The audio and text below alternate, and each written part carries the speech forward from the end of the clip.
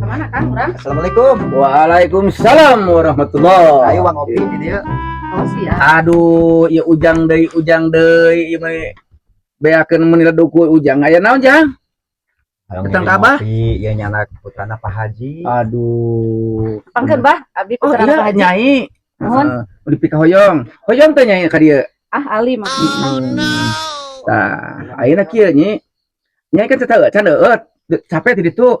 Eueut heula ieu nya. Eueut heula ieu. Meh ngarah naon eta Pak Haji? Pak Ustaz. Pokoknya ameh aura keluar. Oh, Sok pokoknya mah. Tah. Bim, salabim, bem, salabem. Anu leutik geura gede, anu gede geura leutik. Anu maneh ka maing hayang keneh sok. Ayeuna puah puah. Bu. Itu dileueut, Pak Ustaz. Dileueut sok. Dileueut. Tah, geus. Nyi, ayeuna nyai ieu. Nyai ieu saha? Kabogoh abdi teh kan. Hayang ayeuna ka dieu duit kawin. Hoyong. Aduh, cegur tah ti Abah mah jang. Heeh, kumaha tah geus kitu?